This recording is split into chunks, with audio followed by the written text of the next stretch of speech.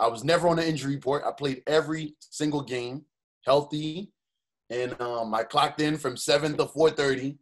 And I spoke out on pay discrimination because I saw that my white teammate, Trent Murphy, who's, a white guy from Stanford, who meets the status quo, I'd say, is he gets an offer that basically had 1,000% more in guaranteed money than I did. It's clear 2020 will be an unforgettable year. NBA star Kobe Bryant was on board that helicopter and is now dead at the age of 41. A deadly coronavirus officially hitting the U.S. Here's what we know. We report again tonight on the fatal shooting of Ahmaud Arbery. The urgent message to stay home appears to finally be getting through.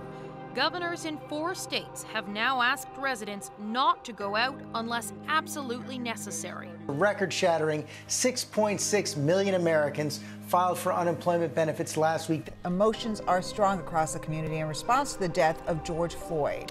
Demonstrations, riots, and violence from coast to coast. 2020 has also been a racially charged year, evoking long overdue change for Black lives, addressing issues such as systemic racism, the injustices crippling the Black community, and police brutality. The NFL was among the many corporations to condemn racism and support Black lives, even releasing a video on Twitter saying, "We, the NFL, admit we were wrong for not listening to NFL players earlier, and encourage all to speak out and peacefully protest. We, the NFL, believe Black lives matter." However, players like Colin Kap and Junior Galette are still, to this day, without a job and haven't played a single game in years. Galette says he has been blackballed by the league since 2018 after he spoke out against racial pay discrimination.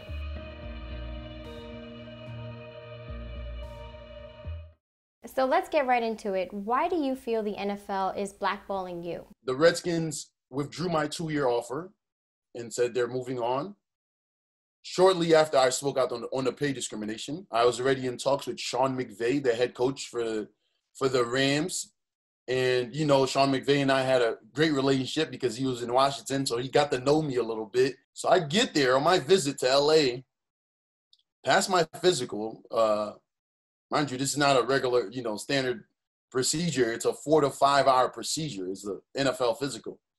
I go through that and pass. As I'm putting my cleats on to go work out, they tell me that the workout has been canceled and there's been a change of plans. I got no explanation from not one coach or anyone from personnel department. My agent didn't even know what to say. He was befuddled. So I was confused. And as I'm riding back to the hotel, I get a call from Seattle. Seattle tells me, "Junior, while you're on LA, come check us out. Don't even sign what the Rams offered you. Do at least entertain what we have for you first." I'm confused because I'm like, they must not know what just happened in LA. And I don't get my hopes up because, I was just excited to come to LA, pair up with guys like Aaron Donald, the superstar, pass the same physical. As I'm putting my cleats on, they tell me the same exact thing, that the workout has been canceled and there's been a change of plans. I got no explanation from anyone. It was the same thing as in LA. Matter of fact, in LA, the only explanation I got was reading in a press clipping that Sean McVay had said Junior Galette came, he passed the physical, but we didn't sign him for reasons we will keep inside. Directly, yes, it was because I spoke about pay discrimination and, look at the facts. My deal was withdrawn right after that. I know that you wrote an open letter to the commissioner, Roger Goodell. Tell me a little bit about your open letter to him. Well, my open letter was basically in response to Goodell saying that he was open to hearing the Black players in the NFL and the problems that they have with basically, inequality throughout the league and just throughout our communities. I was really hopeful that I'd get a response out of him because I was like, wow, he's taking a step. I wrote that letter about 7 weeks ago and I have yet to get a response. What would you tell the commissioner if you can tell him anything right now? Well, I would ask him if he knows me, if he knows Junior Galette, and if he knows that his stance regarding inequality equality and fair treatment, I want to ask him if his stance on that, does he know how his stance on that affected my life? Then why don't I have a job? How has Colin Kaepernick's battle with the NFL kind of ignited you to want to speak out? I feel like the players do need to be heard. And with guys like Kaepernick taking a knee, with him taking a knee, it gave guys like me courage. And I hope to give others courage as well to speak out, because I know I'm not the only one that this is happening to, where this is just unfair. Watch him take a knee and getting basically crucified for standing up for something that he believes in, and which is police brutality and how black men are in America practically a target. In the beginning of the interview, you mentioned that you did have an injury. So what would you say to the people who feel as though maybe you didn't get picked up because of your injury history? That is not the case at all. As you know, in 2020 right now, modern medicine's just so far advanced that you can have a guy like Peyton Manning who needed like a neck fusion. You understand? Or a guy like Drew Brees who tore his rotator cuff completely. And a guy like Peyton Manning, who was deemed basically had a 10% chance of playing again. That was in 2010 and came back and won a Super Bowl. That was not the case. I came back and played in 2017. I played well. I was ranked, as I told you, by Pro Football Focus as basically, for my job, I was basically as good as it gets for the job that they gave me. They said Junior Galette is back to form to his $41.5 million self. He did not lose a step at all. I was top 50. That top 50 ranking, I'm the only person on that list that hasn't played it down since. These same teams that were offering me wouldn't even look at me now. Said that ship has sailed. How has that ship has sailed? I don't have time to go negotiate or look at other offers potentially. Right.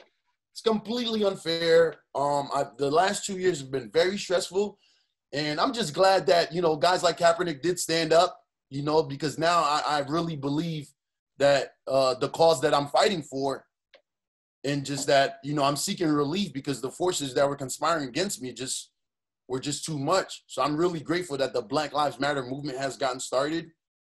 How have you amplified the Black Lives Matter movement using your voice and your platform? I've been just bringing awareness through my social media platforms and making sure that these issues get addressed. Black lives do matter. Breonna Taylor's murders have not been arrested. That's something you've been seeing, not just from me, but all superstars and celebs across the world. And I've been able to be a part of that by joining the City Waste Union sanitation workers in New Orleans. Matter of fact, I just partnered up with them and have a full partnership. So to continue furthering their vision and continue supporting them. These people's voices need to be heard. So I feel like the sanitation, me partnering up with them, that's a huge step, because it was very identical to be out there at 4 a.m. realizing these guys are just asking for $15 an hour. Right. Are you kidding me? Right. I realized at 4 a.m. that the black man struggle in America is universal. It doesn't matter if you're talking about PPE or hazard pay, or even if you're talking about millions of dollars, paid from the NFL. The black man struggle is universal, so, and I really felt like I gravitated to those guys, and, I've built personal relationships with them and communicate with them weekly on what they're doing, and we just want to keep putting pressure and just making sure that our voices are heard. After everything kind of happened within the last few weeks, the league spoke out and they said that they support Black Lives Matter and they're going to dedicate their time to, supporting the movement. So how do you feel that after they made that statement about supporting the movement, and how you and Kaepernick are both still out of a job? Yeah, no, I'm in the best shape of my life. I'm 255 pounds, solid 8% body fat. I trained my tail off. Still nothing.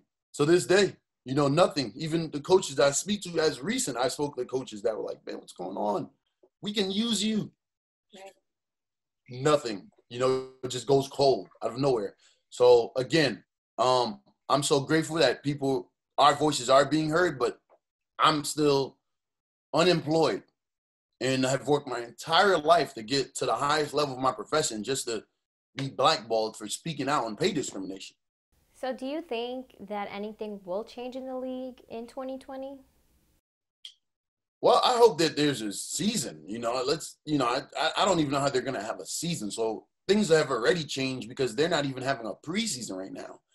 So that's what's even more frustrating, because when you don't have a preseason, the preseason is practically for the younger guys to kind of get their development, develop the younger guys into their stage, or just growing them, and where they get a lot of repetition.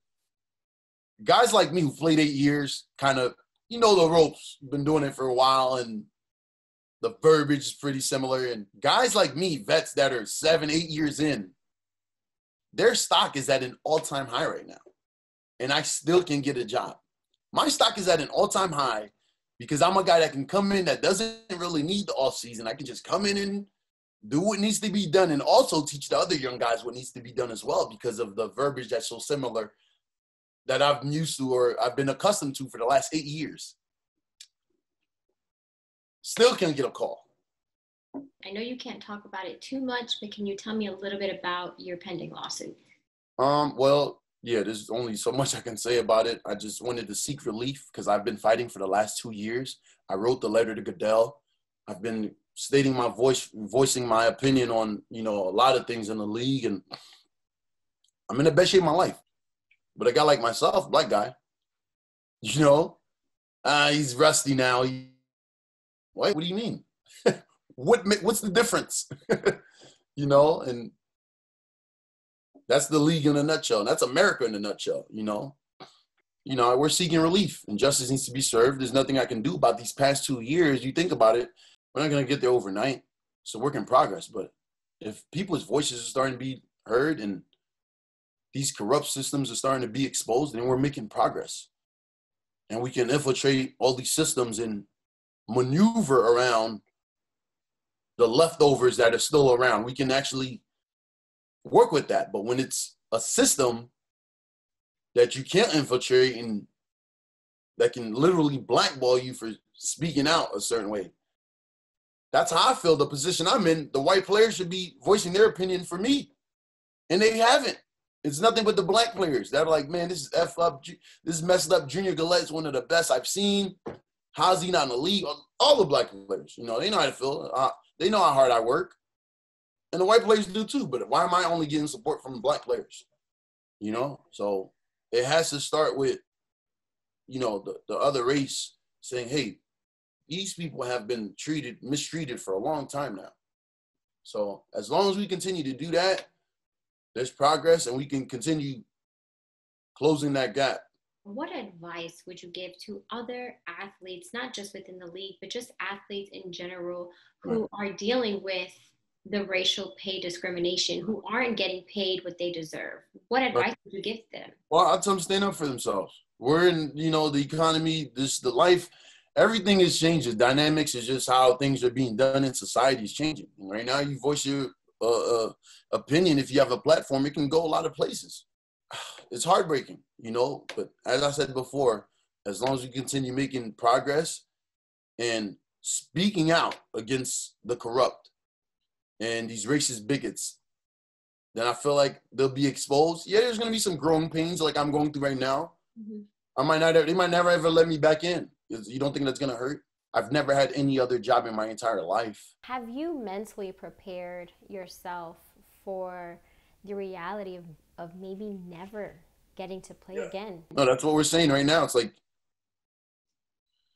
it hits me sometimes. I get emotional about it because, again, I've never had any other job in my entire life. I worked at a grocery store for about 2 weeks. I don't really count that. I worked there 2 weeks and made my mind up that I would never, work for that wage ever again. I made my mind up, like on my break, like, hey, I'm either going to go to the NBA or NFL. It's happening. There's just no way. And I followed my dreams and chased it and made it happen. And for me to be 32 years old, to know that the same dream I had when I was 10, 11 years old, to accomplish it, and for it to be just taken away from you with no explanation is just heartbreaking.